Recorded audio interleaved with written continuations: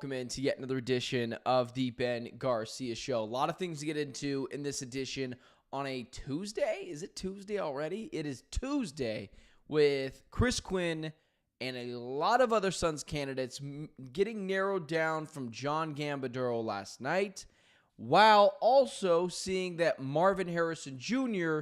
is starting to put on some weight for this team. What does it mean for him as the X factor, and let's just dive a little bit deeper into that rookie season. Let's talk about it next. The Ben Garcia Show. Yeah. Woo. Best show in the land. Yup. Listen. Come and get your information from Ben Garcia. Get the latest on your quarterback, running backs, and receivers. Tune in, so any other show you don't need him. Any news that he giving out, please just believe him. Giving out the latest prediction and top-notch analysis. Wanna hear the truth, better have thick skin like callus. The latest move that your team just made can be damaging. The dudes ain't speaking no facts, they just be rambling. Lights, camera, action, turn on the show. Go get the cameraman. Yeah. Lights, camera, action, turn on the show. Go get the cameraman. The Ben Garcia Show. What is up, fellas? Welcome in to yet another edition of the Ben Garcia Show for Tuesday, May 20th. There is a lot of things to get into it is so funny. It's obviously hard to build a show during the summertime where there's no Suns games right now. The Cardinals off season, all of the good stuff about it has pretty much been moved back. We've already had the draft. We've already had the schedule release. There's just not a lot of things to get into at this point in the year.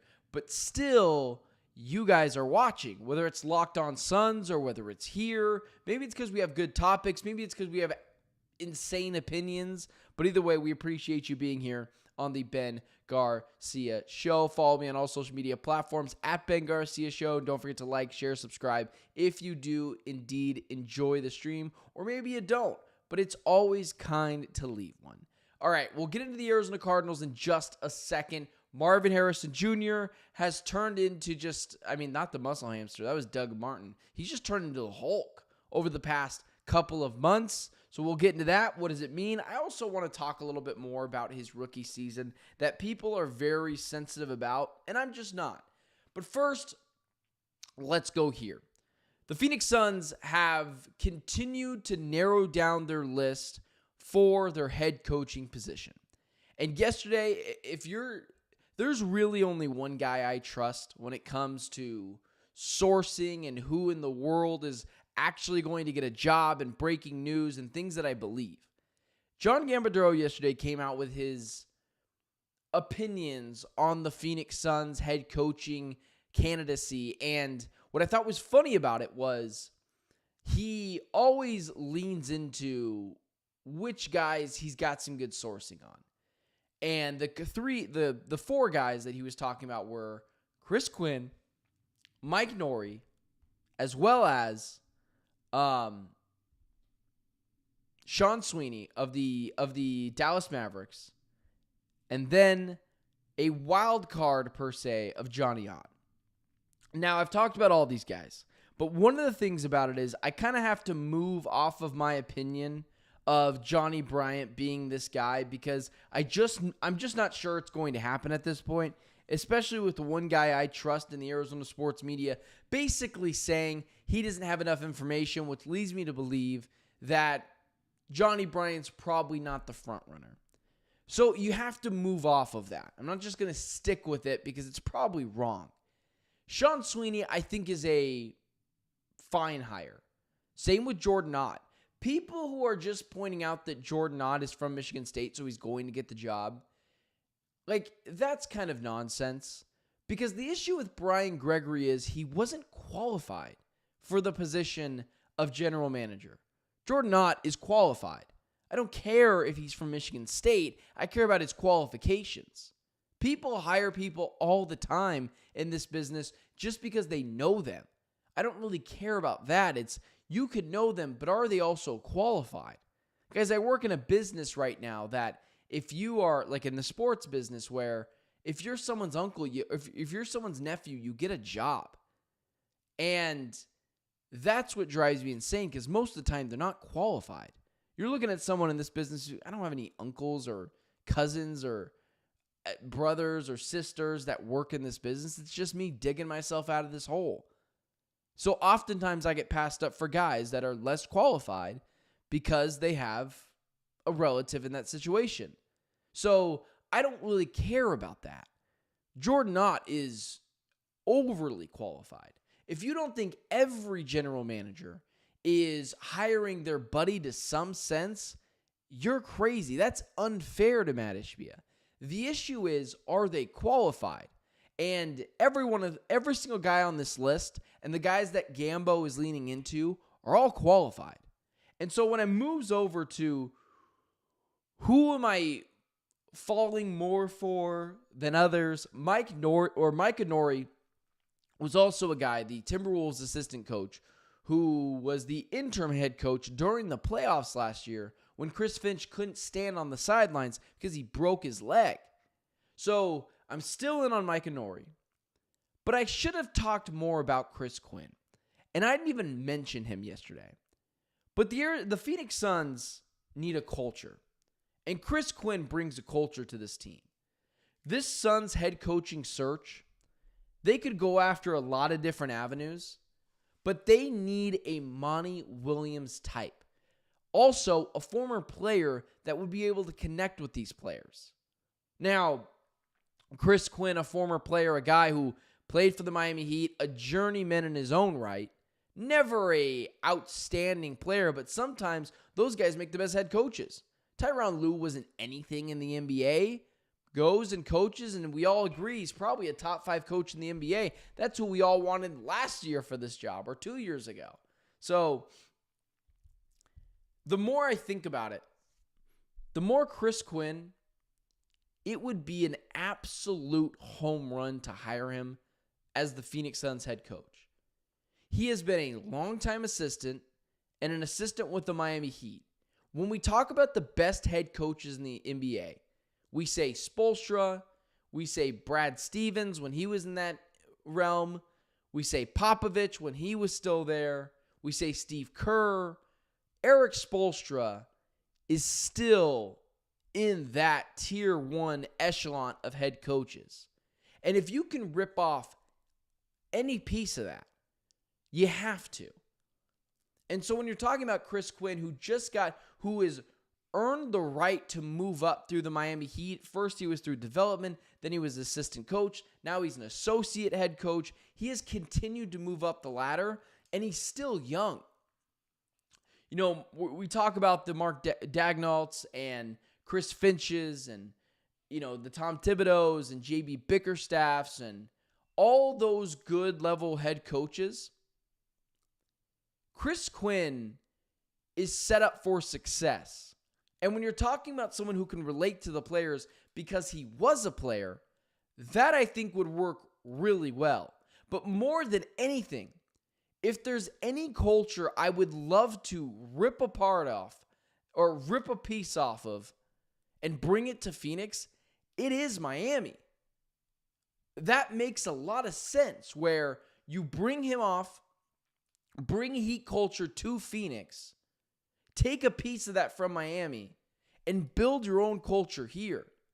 Not only do I think that's something that would work really well for this team, but he's also worked in player development. I believe Chris Quinn falls in line with what Brian Gregory wants to do. And you're talking about that alignment, right? You're talking about everyone being on the same page. That is what I think the Phoenix Suns need to do. You know, I have kind of glossed over Chris Quinn because I never really thought it was a actual thing that could happen. But apparently he wowed the Suns in his interview. Again, from the Miami Heat, has been mentored under Eric Spoelstra for a decade at this point, worked his way up through the Miami Heat coaching hierarchy, player development, assistant head coach, now associate head coach. Not only does he deserve a job and is highly qualified, that should be the Suns' number one option for a head coach.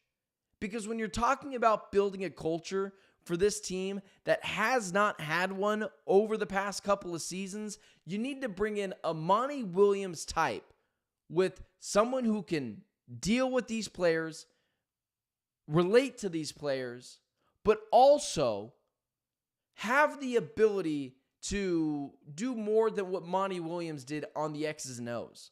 Because he wasn't a great X's and O's head coach. He was a really good connector, relator. If he could do both like Eric Spoelstra does, that's what the Phoenix Suns need to do. So I've changed my allegiances. I'm changing it from Johnny Bryant, Mike Inori, any one of those guys, right? I don't mind if any of these guys got hired. Jordan Ott, Sean Sweeney, Johnny Bryant, Mike Inori. But I can't forget about the culture. I can't just forget about what the Phoenix Suns need X's and O's wise and getting to that championship level. I need someone that can relate to the players. And for someone like Chris Quinn, who has been under Heat culture for not only as a assistant, but also as a player, that bodes really well for me for someone who is just looking for the Suns to figure out that level of, I just said the word and I forgot it. Just to be able to find out that level of culture. The Suns need that. Moving on. A lot of you guys are in here. Listen, this is an all Arizona sports show. I talk this stuff because I enjoy it, but I know we're all in here to talk about Marvin Harrison Jr. So let's do it. And I'm going to warn you right now. Like some of the things on this show, I'm honest, I'm authentic. Well, not some of the things. Like everything on this show, I'm honest, I'm authentic. I will never pull my punches. That's not what I do. I've got no one, watching over me, making sure I say the right thing. This is all me. This is raw. This is authentic. And so I say that because trigger warning. You're not going to like what I have to say. People who have been watching this show that has been growing in numbers recently have not known my opinion on Marvin Harrison Jr. And now that the audience is starting to grow more than what it was in February or March when I started the show, they're about to learn my opinion on Marvin Harrison Jr. When it came to the draft last year, I was someone who was very vocal on Fox Sports 910. I was filling in for my guy Jody Ayler. And I said, Marvin Harrison Jr. is awesome, but I would trade back. And here's why. You can get a wide receiver legitimately anywhere anymore. T. Higgins was just available. For a second there, we thought Jamar Chase might become available. Tyreek Hill was available. A.J. Brown was traded. Guys are traded all the time. Guys are traded in the NFL all the time who are wide receivers. And people don't like to hear that. But my stance was, my stance always was, take Marvin Harrison Jr. Awesome. No issues with that. I think he's going to be a great player as well. But what would I rather have positional value-wise? What makes the most sense? It's not as fun, but what makes the most sense? It's Joe Alt. Because if I could have two bookend tackles for years, Paris Johnson Jr. and Joe Alt, I'm set. I am the interior of the offensive line is not nearly as difficult to find as the exterior of the offensive line, the left tackle and the right tackle. So I think Marvin is awesome. I have zero regrets about the pick, just for positional value's sake. And look at the same draft, Brian Thomas Jr. You could have drafted him likely with your other first-round pick, Ladd McConkey. Like, guys just come out of everywhere for wide receivers. Zay Flowers was a late-round pick. It's not super difficult. Now, Marvin Harrison Jr. is a good player. I'm not here to rag on Marvin Harrison Jr. I still think he's literally going to be awesome. I just think for positional value that it's different. I think Joe Alt matters a lot. Now, whatever, right? I trust this team. I trust the decision making. They thought Marvin Harrison Jr. was generational, and I think he might be as well. I still don't think that. So with that being said, right? You're only drafting Marvin Harrison Jr. if he's you're only drafting Marvin Harrison Jr. at 4 overall because he's generational, right? We can all agree with that. If you're not drafting him because he's generational, you're doing it wrong because you didn't need a wide receiver that badly that you needed it to happen at 4. You could have done it where you selected Darius Robinson and then got Joe Alt as your other bookend left tackle, who, by the way, was awesome last year. Like, just downright awesome, shutting guys down left and right. And so people don't like when I say this. Marvin Harrison Jr., like, read my lips, guys, was not a bust. But Marvin Harrison Jr. did leave some on the table last year. His rookie season did not satisfy me at all. And when people, he had 800 yards, he had 8 touchdowns, he caught whatever, however. Guys, that's great for Ladd McConkey. That's really great for Brian Thomas Jr. You spent the 4th overall pick on Marvin Harrison Jr. because you thought he was generational, right? And now, 1 year later, there's not much of an argument that Brian Thomas Jr. and Malik Neighbors are better than him right now. Now, you might be sensitive to that, but the numbers don't lie. And the dog mentality doesn't lie. Both those guys were better. Not to say that they will always be better. If I could pick right now Marvin Harrison Jr. or Brian Thomas Jr., I would still take Marvin Harrison Jr.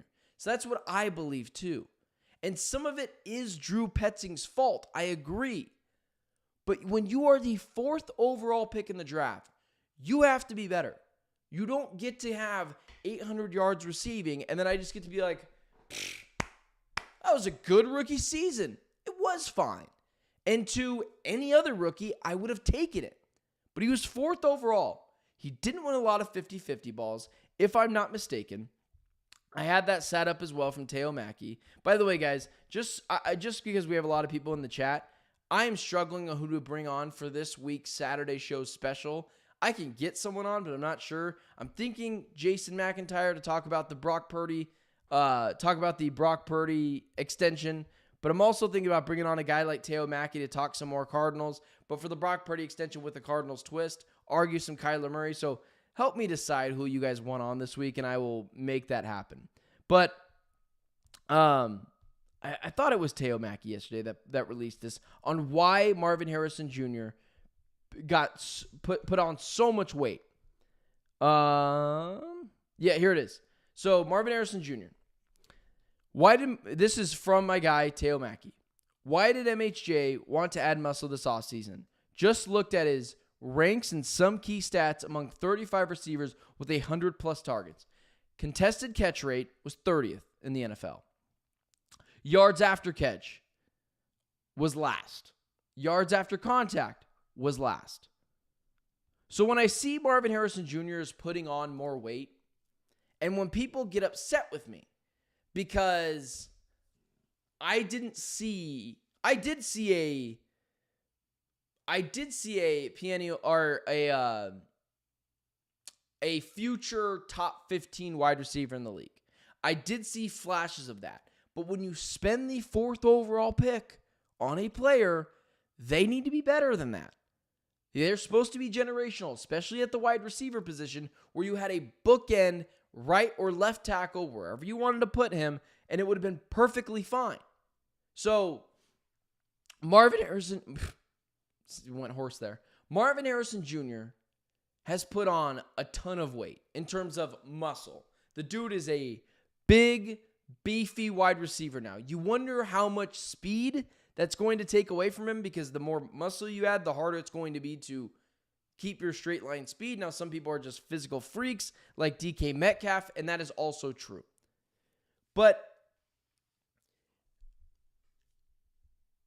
James Conner and an injury can derail the season.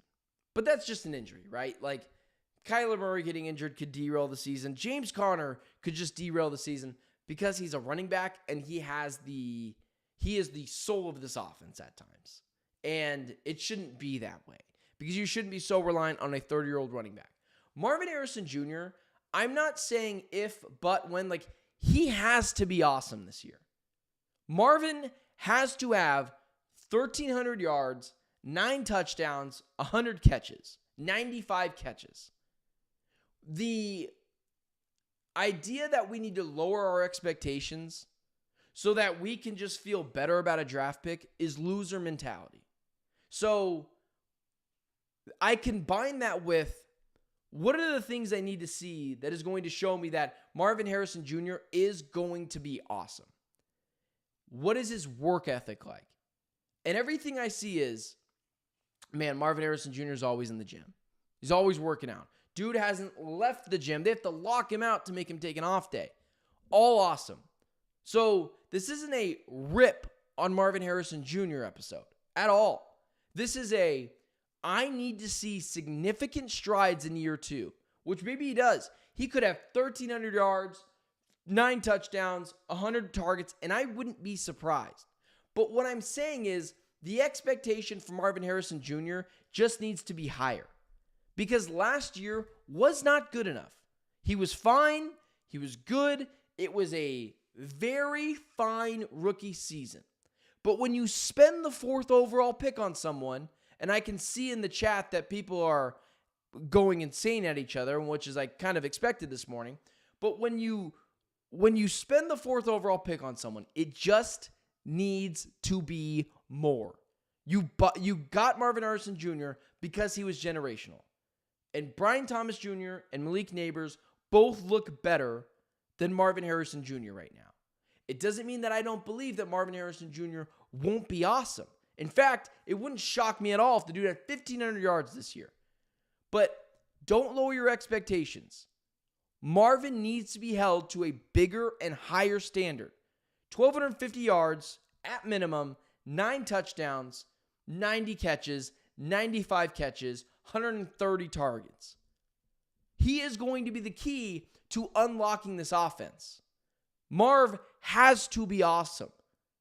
There is no if, ands, buts about it. Michael Wilson, we'll see. Trey McBride has to be awesome. Marvin Harrison Jr. has to be awesome. Greg Dortch, we'll see. James Conner, 30-year-old running back, could fall off a cliff. Trey Benson's still there. But if this offense is going to do anything, Marv has to be awesome. He has to have a breakout season. It's not a fun thing to tweet and say, oh, year 2 incoming for Marvin Harrison Jr. And, put a bunch of highlights and gas him up. It has to happen. Because at that point, then you're talking about wasting a 4th overall pick. Because I can get a 1,000-yard receiver late in any NFL draft. Just last year, Ladd McConkey was a late-round pick. Brian Thomas Jr. was a late first-round pick.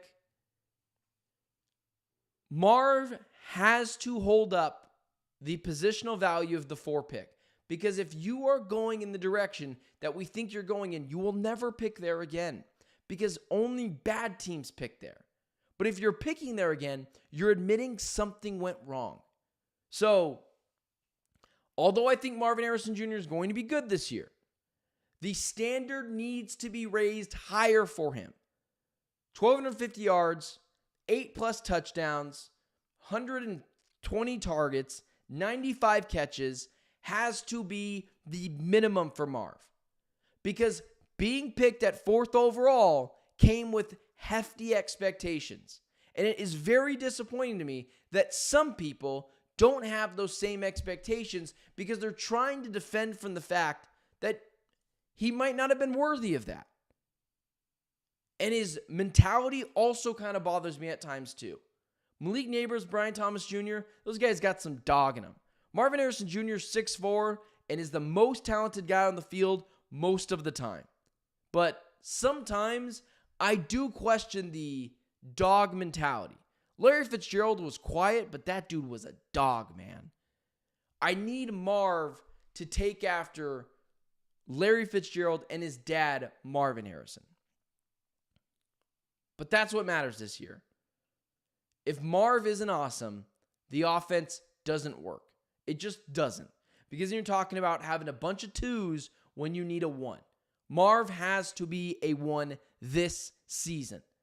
He's got to be more physical. He's got to be a leader. He's got to have a dog. He's got to get up in someone's face, man. Show me that fire. Warrant the selection of 4th overall. That's all I'm saying. And I have been very consistent on this. I have never wavered on this. Where I wanted Joe Alt last year because I thought it made more sense for positional value. Or trade back, and if Marv falls to you, Marv falls to you. But I'm not just going to crown him as awesome until I see it. There were flashes, like that Rams touchdown, both of them. That dude can freaking play, man. The Minnesota Vikings, I was there in Minneapolis. Damn, hell of a catch. I saw the flashes of Marvin Harrison Jr. That Rams game, that Vikings touchdown, he was awesome. He showed me flashes of what he can be. But just like Kyler Murray, he needs to show me that consistently this season. You don't get a long runway for being the 4th overall pick as a wide receiver.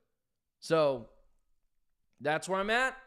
That's where I want to speak my piece. He was trending yesterday because he looks like the Hulk, which is awesome, which shows his work ethic is freaking through the roof. All signs are pointing towards, yeah, this guy's going to be awesome. Just in the offseason. Everything I've heard, you guys know I'm in the media. So I talk with people all the time. Everyone tells me that dude's in the gym every single day. Can't drag him out of it. So the work ethic is freaking there. I just hope it can translate to the field, and I believe it will. But I just need everyone's expectations to be raised a little bit and not be so scared of being wrong. Being wrong is not a bad thing as long as you correct it. So I didn't get to read the chat this morning because I was on a little bit of a roll. But guys, we are live every morning, 7:15 a.m., 10:15 Eastern Standard Time. Sometimes it takes a little bit. I'm a one-man band to get this show rolling. You're looking at the producer, scriptwriter, social media manager, host, all the things. That's me. So guys, thank you so much for tuning in today on the Ben Garcia Show. Don't forget to like, share, subscribe, potentially even tell a friend. And do me a favor, guys, hit that subscribe button. A lot of you guys, take a look at it. A lot of you guys are watch my channel every day, but you're not subscribed. Big Bird, Michael, Aaron, I don't think any of you guys are. So I appreciate it. But tuning in matters. Thank you so much. Don't forget to like, share, subscribe. I am live every morning, 7 a.m. Monday through Thursday, 10 a.m. Eastern Standard Time, 7 a.m. local time, so 7 a.m. Arizona time. Thank you so much, guys, for tuning in to the Ben Garcia Show. I will see you guys tomorrow, and seriously, well, maybe you are, Aaron. All right, I'm a jerk. Sorry. I honestly probably should have looked a little bit better. I appreciate you guys making me a part of your day. Don't forget to like, share, subscribe, and I will talk to you guys tomorrow. And seriously, I really appreciate all the support you guys are giving me. So until tomorrow, it's been the Ben Garcia Show.